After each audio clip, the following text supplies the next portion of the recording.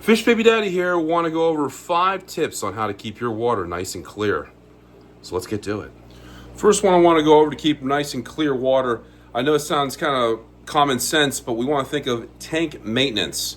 How often am I actually getting into a rhythm routine of actually maintaining my tanks? And that's good water changes, having good water itself. And so I like to do 50% water changes every single week. And I'm always checking on the filters, the pre-filters. Want to make sure everything's running okay. And just want to get in a rhythm routine of doing that.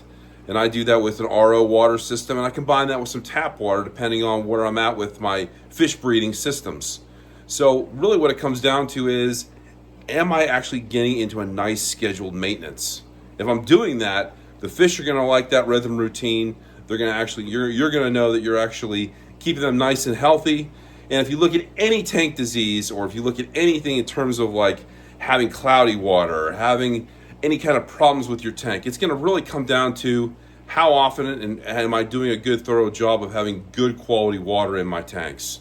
And if I'm able to do that, you're going to eliminate probably 97% of almost anything that potentially can happen within the tank itself. So when we look at tank maintenance, I'm looking at actually trying to do water changes. And when I'm doing these water changes, your plants are going to be healthier, your fish are going to be healthier, and you're just going to get in a rhythm routine of actually doing this on a weekly basis, or if it's bi-monthly, like every 2 weeks. Anything that you can actually do to actually maintain the tanks and keep them going the right way all the time, your fish are going to like it, your plants are going to love it. You can see in here, I got a sea baby brine in here. I'm trying to get my Gymnogeophagus balzonis to actually breed. So I just put a bunch of brine in there and trying to get them going a little bit.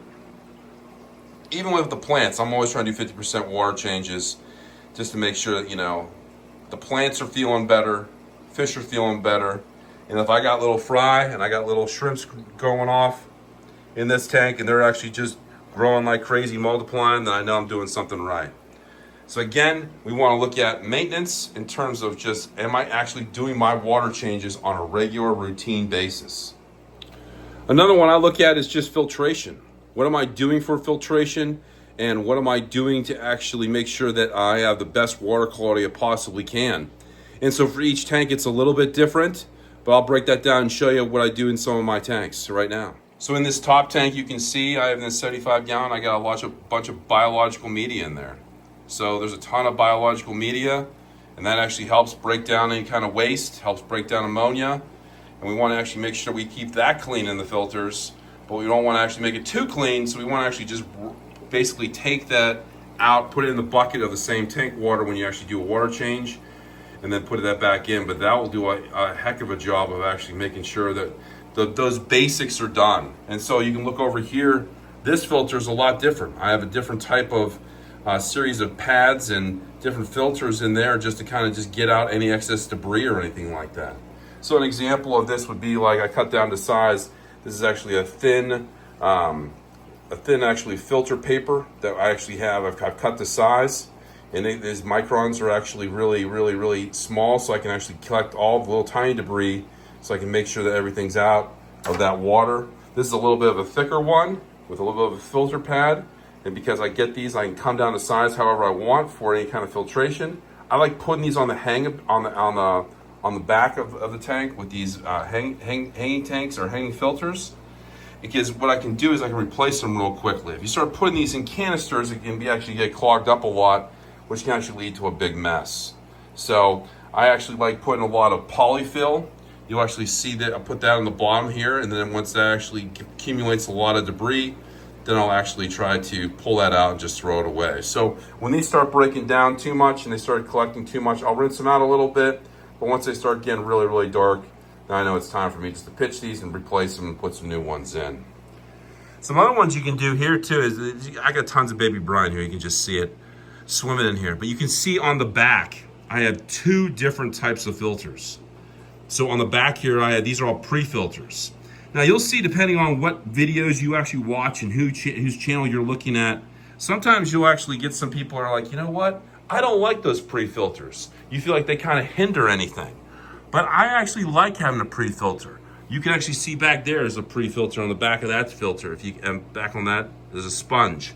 But I'm a big fan of actually having pre-filters. They help avoid actually having any excess plants as you get stuck in the filter itself. And it actually gives you an extra layer of biomedia where you can actually build up and actually have more beneficial bacteria. The other thing I really like about them is I can take those, rinse them out in another tank if I'm trying to get another tank cycled real quickly. And I don't have to worry about an excess amount of this about to actually clog and overflow. I know it's gonna be there's gonna be some bacteria in there, but that pre-filter is gonna help actually with that and actually avoid any kind of major maintenance. So you'll see almost on every tank I got a pre-filter on there. You're still gonna get bacteria that's gonna go into your filter. I really enjoy those. I mean, sometimes you'll have some sponges that will just be our sponge filters, but you can see in these tanks, I just got tons of baby brines I just fed. But you can see that pre-filter that I have in there all the time. So again, I wanna actually make sure that I have all my tanks with some type of pre-filter. I'm not actually sucking up a fish accidentally. I don't have to worry about actually any babies getting sucked up. I don't have to worry about excess plants getting pulled in there, but I think it does a good job. So I think the pre-filter is something I actually really enjoy. I like having in my tank, and I think it'd be real beneficial. So every little filter is a little bit different, but you can actually see how it actually plays out in some of my tanks. So to kind of recap here a little bit so you get a little more of a visual, this is some of that polyfill that you can actually get. You can get at Walmart, you can get on Amazon. I get it from Walmart, so I can just grab it, a big bag of it, and I just get the original polyfill, and I'll actually put that in the base or the bottom of the actual filter. And then what I'll do is I'll put a little bit of a thicker actual filtration right here. And on the top, I'll actually have this one that's actually much thinner and actually gets all the excesses debris. So I kind of just stack them in these layers, and that's how it looks on the inside of this filter.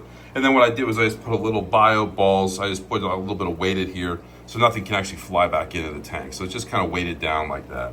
And so what I'm doing is I'm always carefully watching these every single week, making sure they don't overflow. But this can actually get clogged up pretty quickly. So, I mean, depending on how dirty your tank is. But eventually, you know, if you could actually just pull some of this out and put new stuff in every week, you can actually polish your water pretty quickly. And that's pretty much the setup when I'm thinking about beyond biological, beyond actual having the bio balls or having like a sponge or something in there. I'm a huge fan of actually having sponges actually in your filters, because what that does is it actually really helps do the mechanical and biological at the same time. You want those tanks looking really nice. I think what we want to do is we want to think of number 3 on the list. I want to think of, see how you get all these water spots on here? If you clean that off, it's going to make that tank look a lot better. So I'm a big fan of actually making sure all those water spots are off, and we can actually get that glass to actually look real nice and clean.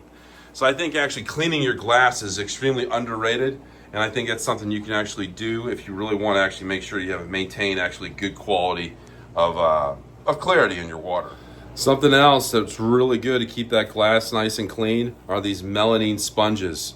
These are called, AKA, also known as magic erasers. You can get a whole bunch of these on Amazon. You can get a whole bunch of these in a big container and use these. They're gonna break down over time, but they have the dexterity of actually not worrying about actually scratching anything. Just gotta make sure when you're with acrylic, just don't get any like sand in between this and the acrylic. But this does a great job of actually really cleaning the inside of that glass, and it does it really, really quickly, absorbs all that material. So think of that too when you think of these melamine sponges. A great way to keep your glass nice and clean. Number 4 on the list, you want to avoid actually overfeeding. So you want to actually try to make sure you give them enough food so if they are hungry and they are eating quickly. If they can eat quickly, a hungry fish is a healthy fish. You do not want to overfeed. So if we're overfeeding, we're going to have problems. We're going to have problems with disease. We'll have problems with fungus, all kinds of other things. So it's better to underfeed on a consistent basis than actually just put a ton of food in there 1 or 2 times a day, or 1 or 2 times a week. So again, we want to actually make sure that we're actually having a hungry fish, we're feeding them real good, and then after about probably like 30 seconds, 40 seconds, all that food's gone. And the other thing too is if there is a lot of food that's just sitting in there and they're not eating it, then that's a good indicator of, you know what? There's something else wrong. I gotta actually go into some other things on my checklist to figure out, is there some disease? Is there something else going on? But avoid overfeeding as much as you can, and you should be in good shape. And number 5, I know this might seem a little trivial or common sense, but actually putting all your lights on timers. You want to actually make sure that you only have a certain amount of light in the tank to avoid any algae blooms. You want to make sure your plants are getting the right amount of light so they can grow and flourish. But I think the big thing is that all your lights got to be on timers. It times it up so they're coming in the same time every day, and it kind of gives that little bit of routine as well to the tanks. So lighting, if you can get lighting and get that appropriate amount of time, preferably, I go about 8-9 hours max on all my timers, and I make sure that I kind of reset those a little bit. And I'm always kind of looking at the clock a little bit when I'm doing my water changes, so that when I actually come back into the fish room and I'm looking at it and I'm like, okay, are all my lights coming on at 5 o'clock or 6 o'clock every single night? Or do I want them to actually come on around 4 o'clock in the afternoon so that they're turning off all at the same time at midnight? So I don't have actually tanks actually intermittently turning off at 2-3 in the morning because I wasn't actually able to reset the timers. So just something to think about in terms of actually making sure that your lights are actually looking and actually being turned on and turned off at the same time. It helps avoid any kind of water quality problems, and it's also going to help actually get rid of any unwanted algae or any other kinds of issues that are actually going to create algae blooms in your tanks, and then you're going to have to do a whole lot more work. You want this to actually be a fun hobby. You don't want to be going into a ton of actually other problems which require more money, more time, more resources. You want to make things as easy as possible. Kind of want to wrap up everything in terms of 5 tips for making water really, really clear. The first thing we want to think about is tank maintenance. Make sure you're getting into a rhythm of actually maintaining the filters, making sure that you have everything in terms of water changes and actually how much you're taking out on a regular basis, so that that rhythm routine actually sees results and you're consistent with it. And then you want to look at number 2 with filtration. You want to look at your sponges. That's kind of like your biological media, but it can also be some of your biological and mechanical a little bit, so you can get some of that debris out a little bit. And then also look at different other things you can actually put in there, like pre-filter sponges and different layers of other materials to help pull out anything that can actually polish the water a little bit. Number 3, you want to keep that glass nice and clean. So we want to actually get rid of water spots. I brought up melamine sponges, or something that you can actually get in there and actually kind of touch up everything so you can actually kind of make the glass nice and clear. The other thing, number 4, you want to look at overfeeding. Avoid overfeeding. It causes disease. It brings down your water quality, makes your water look cloudy, and you want to make it easy on yourself. So it's better to underfeed on a consistent basis. Put a little food in, see if they gobble it up. You don't want anything sitting out there. If it's sitting out there after about 20 seconds, 30 seconds, yeah, you might have possibly overfed. Or if they're not actually responding to food real well, then you might want to look at, okay, how is my water working, and is it working for me, or is there something else going on? Because if a fish isn't hungry, it might be an indicator of something else, and you might have some other underlying problems. And then finally, you want to look at controlling your lighting for number 5. Control your lighting, get a timer on there. I like to set my lights between 8 and 9 hours. It helps me avoid any type of algae problems. And if I start actually seeing anything like that, then maybe at that point, hey, I've been doing things pretty good. Things have been working pretty well.